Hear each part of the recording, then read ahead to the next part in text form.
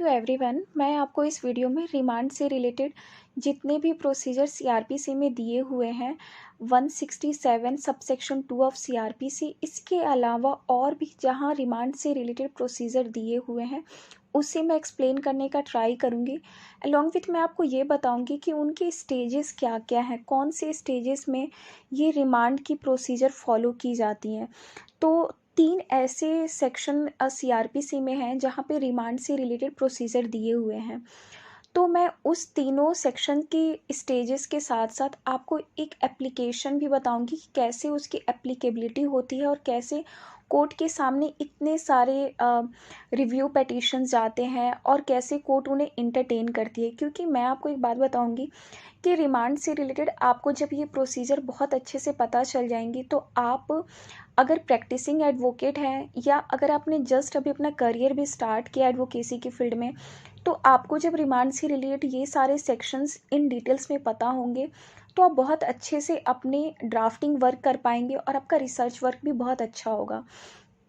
तो सबसे पहले मैं आती हूँ रिमांड से रिलेटेड एक बेसिक इन्फॉर्मेशन देती हूँ कि रिमांड से रिलेटेड सेक्शन 167 सबसेक्शन 2 में जो डिटेंशन दिया हुआ है वो during the pendency of the investigation से रिलेटेड वहाँ पे रिमांड से रिलेटेड प्रोसीजर दिए हुए हैं। मीन्स जब भी रिमांड पे एक्यूज्ड पर्सन को रखा जाता है, डिटेन किया जाता है, तो जो सेक्शन 167 सबसेक्शन 2 में जो रिमांड से रिलेटेड जो प्रोसीजर है वो कब फॉलो किया जाता है, during the pendency of the investigation. फिर अंडर सेक्शन 209 बी, इस बी ऑफ सीआरपीसी, इसमें जो डिटेंशन से रिलेटेड जो पीरियड दिए हैं, जो प्रोसीजर है वो during the pendency of the commitment of the proceeding. तो आपको ये पता होना चाहिए कि कमिटमेंट ऑफ द प्रोसीडिंग क्या होता है। एक ऐसा सिचुएशंस लीजिए कि अगर कोई ऐसा ऐसा ऑफेंस है जो कि जिसका ट्राइबल किसके द्वारा किया जाना है, कोर्ट ऑफ सेशन के द्वारा। बट जब वो मैटर मजिस्ट्रेट के सामने आता है, मजिस्ट्रेट फर्स्ट इंस्टांस जब मजिस्ट्रेट उस केस को देखती है तो वो उस टाइम जब एक्यूज्ड पर्सन को रिमांड में रखती है तो उस टाइम जो डिटेंशन पीरियड होता है, जो जो डिटेंशन होता है, उसके प्रोसीजर सेक्शन 209 बी में दिया हुआ है। तो ये कमिटमेंट ऑफ द प्रोसीडिंग से रिलेटेड जो डिटेंशन है वो सेक्शन 209 बी में दिया हुआ है। तो सबसे पहले मैं आपको एक और चीज़ बता दूं कि जब आप सीआरपीसी के सेक्शन 167 सबसेक्शन 2 को पढ़िएगा तो उसमें भी ये लाइन दिया हुआ है कि चाहे मजिस्ट्रेट के पास, चाहे वो मजिस्ट्रेट उस ऑफेंस को उस ऑफेंस से रिलेटेड उस मजिस्ट्रेट के पास जुरिडिक्शन है या नहीं, बट फिर भी मजिस्ट्रेट एक्यूज्ड पर्सन को डिटेंशन में रख सकते हैं। तो यहाँ पे आपको क्लियर होना चाहिए कि यहाँ पे भी दिया हुआ है कि एक्यूज्ड पर्सन को डिटेंशन में रखा जा सकता है मजिस्ट्रेट के द्वारा, इवन दो उस ऑफेंस से रिलेटेड उनका जुरिडिक्शन है या नहीं। तो वो उस केसेस में सेक्शन 209 बी में जो डिटेंशन पीरियड होता है वहाँ पे काउंट किया जाता है। फिर नेचर में आता है थर्ड डिटेंशन पीरियड, जो कि है सेक्शन 309 सबसेक्शन 2। उसमें जो डिटेंशन पीरियड है वो during the pendency of the trial और इंक्वायरी। मीन्स चार्जशीट फाइल हो चुका है, डिटेंशन पीरियड जो यहाँ पे 167 सबसेक्शन 2 में जो डिटेंशन पीरियड दिया हुआ है वो ख़त्म हो चुका है, चार्जशीट फाइल हो चुका है। बट चार्जशीट फाइल होने के बाद भी उस एक्यूज्ड पर्सन को अगर डिटेंशन में रखना है तो उस एक्यूज पर्सन को डिटेंशन की पावर जो कोर्ट लेती है वो सेक्शन 309 सबसेक्शन 2 में लेती है, during the pendency of trial and inquiry. तो ये तो मैंने आपको एक बेसिक नॉलेज दिया डिटेंशन से रिलेटेड। फिर मैं आती हूँ एक प्रॉब्लम बेस्ड क्वेश्चंस पे आती हूँ जो आपको बहुत हेल्प होगा, और ये डीजीएस बेस्ड भी क्वेश्चंस है जो कि 2022 की एक जजमेंट को लेते हुए इशू ऑफ लॉ को फ्रेम किया गया है, वो मैं आपको बताती हूँ। तो केस का नेम क्या है, दीपक वर्सेस गवर्नमेंट ऑफ दिल्ली। तो ये 2022 का ये केस है। इसमें इशू ऑफ लॉ क्या था, इसमें इशू ऑफ लॉ कोर्ट के सामने ये आया था कि whether in the event of the filing of the chargesheet within the period of, chargesheet file कर दिया गया है within the period of, कौन से पीरियड में, जो कि 60 और 90 डेज में आपको चार्जशीट एक्यूज्ड पर्सन के अगेंस्ट फाइल करना होता है। उस 60 और 90 डेज की पीरियड पीरियड के अंडर में ही पुलिस ने चार्जशीट फाइल कर दिया है। बट क्या हुआ है उस केस में कि on the failure of the account of the chief judicial magistrate taking of the cognizance of the offence, but chargesheet file हो गया, बट जो चीफ जुडिशियल मजिस्ट्रेट है उन्होंने उस ऑफेंस का कॉग्निजेंस नहीं लिया है और उस एक्यूज पर्सन को फर्दर कस्टडी में रखा हुआ है। तो क्या जो एक्सटेंडेड जो कस्टडी है वो जस्टिफाइड है या नहीं, या एक्यूज्ड पर्सन का ये राइट बन जाता है कि वो डिफ़ॉल्ट बेल को सीक कर सके। मैं आपको क्लियर करती हूँ कि जो भी पीरियड 60 और 90 डेज़ का दिया हुआ है उस पीरियड के अंदर में ही चार्जशीट को फाइल करना होता है पुलिस ऑफिसर को, इन्वेस्टिगेटिंग एजेंसी को। अगर उस पीरियड में 60 और 90 डेज़ में अगर वो चार्जशीट फाइल नहीं करते हैं तो एक्यूज्ड पर्सन का ये एक राइट होता है जो कि डिफ़ॉल्ट बेल का राइट होता है कि ऑन द एक्सपायरी ऑफ 60 और 90 डेज़ वो डिफ़ॉल्ट बेल सीक कर सकते हैं।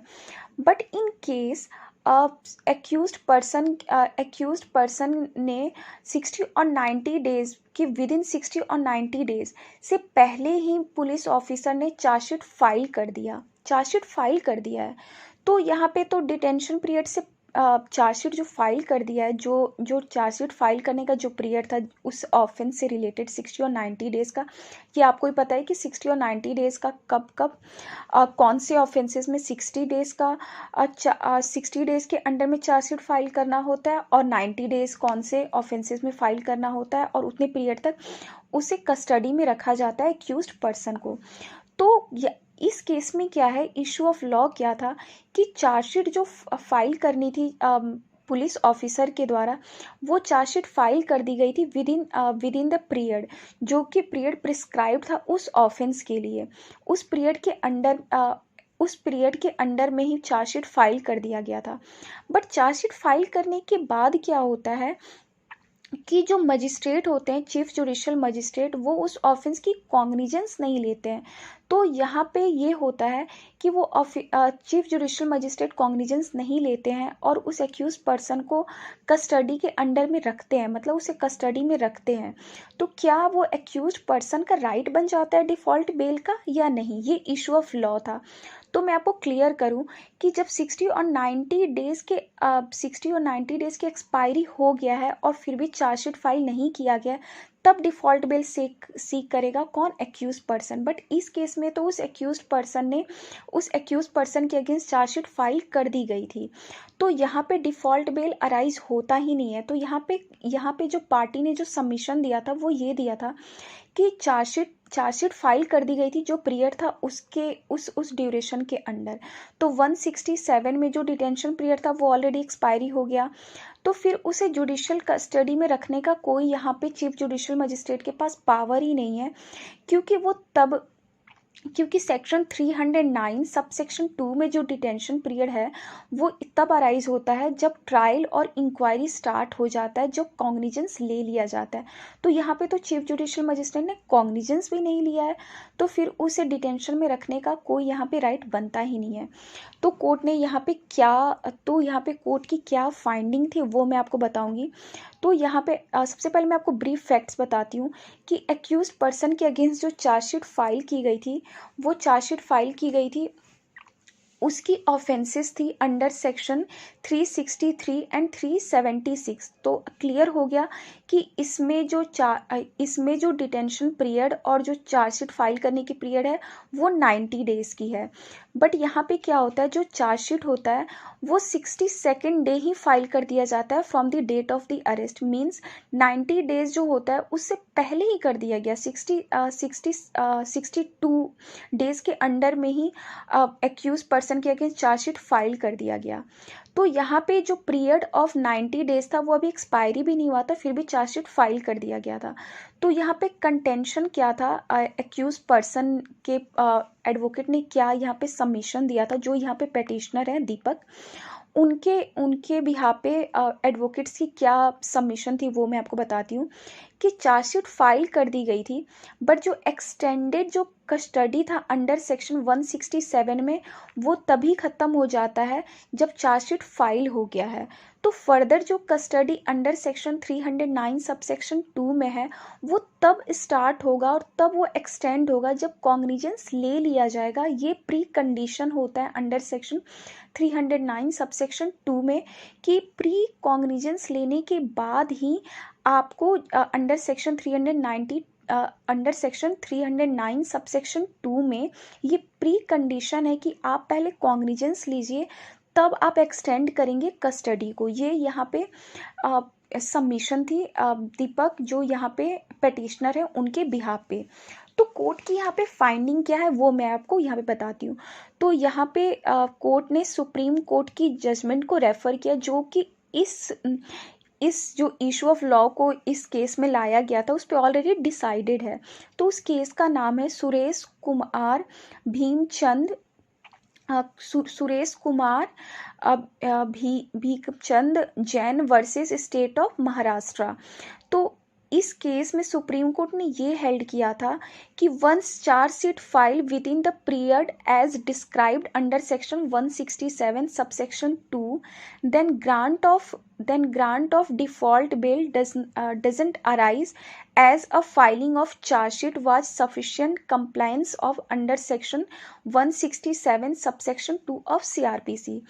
इट मीन्स इस केस में ये सुप्रीम कोर्ट ने हेल्ड किया था Suresh Kumar Jain versus state of Maharashtra में कि जब चार्जशीट फाइल कर दी जाती है विद इन द पीरियड तो यहाँ पे जो डिफ़ॉल्ट बेल की जो बात की जा रही है वो यहाँ पे अराइज होता ही नहीं है। चार्जशीट फाइल कर देने के बाद ये कंप्लायंस हो जाती है कंप्लायंस है सफिशिएंट कंप्लायंस है कौन किस चीज़ का सेक्शन 167 सबसेक्शन 2 का। देन कोर्ट ने अगेन इस केस में ये भी हेल्ड किया था it was also held that taking of cognizance is not a material for the purpose of under section 167 of CRPC। Means taking of cognizance material नहीं करता है कि आप अंडर सेक्शन 167 ऑफ CRPC में एज अ डिफ़ॉल्ट बेल को seek करें। आप कब डिफ़ॉल्ट बेल को सीक करेंगे अंडर सेक्शन 167 ऑफ CRPC में जब चार्जशीट फाइल नहीं की गई है within the period of 60 और 90 डेज जो कि इसमें प्रिस्क्राइब्ड है। बट अगर चार्जशीट फाइल कर दी गई है within the period of under section 167 of CRPC then आप इस ग्राउंड पे कि उस ऑफेंस की कॉग्निजेंस नहीं ली गई है तो आप यहाँ पे डिफ़ॉल्ट बेल को सीक नहीं कर सकते कोर्ट के सामने कि आप उन्हें बेल दें अंडर सेक्शन 167 ऑफ CRPC। फिर कोर्ट ने ये भी हेल्ड किया इस केस में and where the stage of remand under section 309 subsection 2 of CRPC yet to be reached. अगर यहाँ पे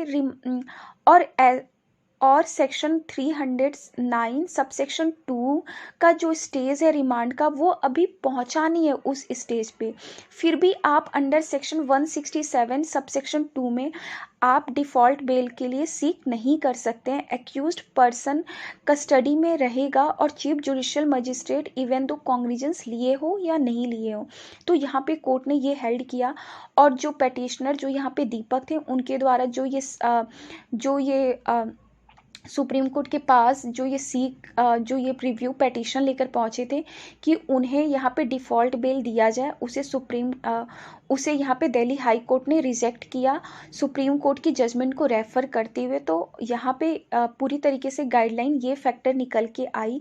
even Suresh Kumar Jain versus state of Maharashtra की केस को पढ़िएगा तो क्लियर हो जाता है कि आप डिफ़ॉल्ट बेल तभी सीक करेंगे जब within the period of 60 और 90 डेज़ में जब पुलिस चार्जशीट फाइल नहीं करती है। आप इस ग्राउंड पे डिफ़ॉल्ट बेल ग्रांट नहीं कर सकते ये सीक नहीं कर सकते अंडर सेक्शन 167 सबसेक्शन 2 में कि मजिस्ट्रेट ने कॉग्निजेंस नहीं लिया है। तो कॉग्निजेंस नहीं लिया है अब ये ग्राउंड अंडर सेक्शन 167 सबसेक्शन 2 में डिफ़ॉल्ट बेल का ग्राउंड नहीं बनता है। ग्राउंड कब बनेगा जब 60 और 90 डेज़ में चार्जशीट फाइल नहीं होती है। तो आई होप कि आपको इस वीडियो के थ्रू क्लियर हो गया हो कि 60 और 90 डेज़ की एक्सपायरी के 60 और 90 डेज़ अगर एक्सपायर हो चुका है और फिर चार्जशीट फाइल नहीं किया गया तो डिफ़ॉल्ट बेल का राइट बनता है, ना कि चार्जशीट फाइल कर दिया गया है within the period of 60 और 90 डेज़ बट लर्नेड जो भी मजिस्ट्रेट हैं जिनका वो ऑफेंस है उस ऑफेंस का कॉग्निजेंस उन्होंने नहीं लिया है तो आप डिफ़ॉल्ट बेल सीक नहीं कर सकते हैं, क्योंकि सेक्शन 309 सबसेक्शन 2 तब पिक्चर में आता है जब जब जब ड्यूरिंग द जब इंक्वायरी और ट्रायल का स्टेजेस आता है सेक्शन 309 सबसेक्शन 2 में। बट मजिस्ट्रेट का जो प्री कंडीशन है, उस प्री कंडीशन को लेते हुए आप सेक्शन 167 सबसेक्शन 2 में आप डिफ़ॉल्ट बेल सीक नहीं कर सकते हैं। तो आप इस केस को पढ़िएगा, Suresh Kumar Jain versus state of Maharashtra. I think Suresh Kumar Bhikam Chand था, मैं एक बार देख लूँगी उस केस का नाम। सुरेश कुमार ही था, Suresh Kumar Jain versus state of Maharashtra, ये था उस केस का नाम। और सुप्रीम कोर्ट ने उसे रेफ़र करते हुए इस केस में ये हेल्ड किया। तो आपको क्लियर हो गया होगा कि जो ये issue of law Delhi high court के पास आई थी, वो issue of law already supreme court ने डिसाइड किया हुआ था। तो आपको ये क्लियर हो गया होगा कि डिफ़ॉल्ट बेल कब सीक किया जाता है, default bail as a matter of right कब बनता है, जब within the period of 60 और 90 डेज़ में चार्जशीट फाइल नहीं किया जाता है, तब आप डिफ़ॉल्ट बेल को सीक कर सकते हैं। ना कि अगर मजिस्ट्रेट ने कॉग्निजेंस नहीं लिया है चार्जशीट फाइल करने के बाद भी, तो आप सीक नहीं कर सकते हैं। वो मजिस्ट्रेट के ऊपर डिपेंड करता है कि वो उस ऑफेंस की कब कॉग्निजेंस लेते हैं। और जब वो कॉग्निजेंस नहीं लेते हैं और कुछ पीरियड तक वो एक्यूज्ड पर्सन डिटेंशन में रहेगा, क्योंकि चार्जशीट फाइल हो चुकी है। और सेक्शन 309 सबसेक्शन 2 में ड्यूरिंग द ट्रायल और इंक्वायरी जो ये पीरियड होता है, उसमें एक्यूज्ड पर्सन को रिमांड में रखा जाता है। और जो रिमांड होता है वो जुडिशियल कस्टडी होता है। वो टाइम टू टाइम कोर्ट के ऊपर डिपेंड करता है कि उसका पीरियड कितना रखते हैं। तो ये मैं आपको इस वीडियो के थ्रू एक्सप्लेन करने का ट्राई कर रही थी। और मैं आपको नेक्स्ट वीडियो में मैं कोशिश करूँगी कि रिमांड से रिलेटेड जितने भी प्रॉब्लम बेस्ड क्वेश्चंस हैं, मैं उसे सॉल्व करवा सकूँ। नेक्स्ट वीडियो में मैं आपको रिमांड से रिलेटेड दूसरे क्वेश्चन ऑफ लॉ को लेते हुए एक्सप्लेन करूँगी कि अगर कोई एक्यूज्ड पर्सन जो कि एब्सकॉन्डर है और वो चार्जशीट फाइल होने के बाद कोर्ट के सामने प्रोड्यूस होता है, तो उस केस में उसकी रिमांड और जो जुडिशियल कस्टडी है या पुलिस कस्टडी है, उसके प्रोसीजर क्या होते हैं, कोर्ट कौन से प्रोसीजर को फॉलो करती है। और इसमें सुप्रीम कोर्ट की लैंडमार्क जजमेंट मैं बोल सकती हूँ, जो कि दाऊद इब्राहिम का ही है लैंडमार्क जजमेंट रिमांड से रिलेटेड, वो मैं आपको यहाँ पे एक्सप्लेन करूँगी। इस केसेस में एब्सकॉन्डर्स के रिलेटेड जब उसे रिमांड में रखा जाता है, जब चार्जशीट फाइल कर दी जाती है, तब वो मैं नेक्स्ट वीडियो में एक्सप्लेन करूँगी। बट इस वीडियो में आप ये चीज़ को खुद से भी पढ़िएगा और आपको और क्लियर हो जाएगा कि रिमांड से रिलेटेड क्या क्या प्रैक्टिकल एप्लीकेशन आप अप्लाई कर सकते हैं और क्या क्या इसकी प्रैक्टिकलिटी है जो आपको हेल्प करेंगी फर्दर किसी भी स्टेजेस पे आपकी लाइफ की। चाहे वो आप बीइंग अ एडवोकेट आप मेरी वीडियो को देख रहे हो या आप किसी भी एग्ज़ाम्स की प्रिपरेशन कर रहे हो। और मैं इससे रिलेटेड जो केस लॉज हैं उसे कमेंट बॉक्स में या मैं वीडियो में ही कहीं अटैच कर दूँगी, आप वहाँ से भी नोट डाउन कर लीजिएगा। Thank you very much.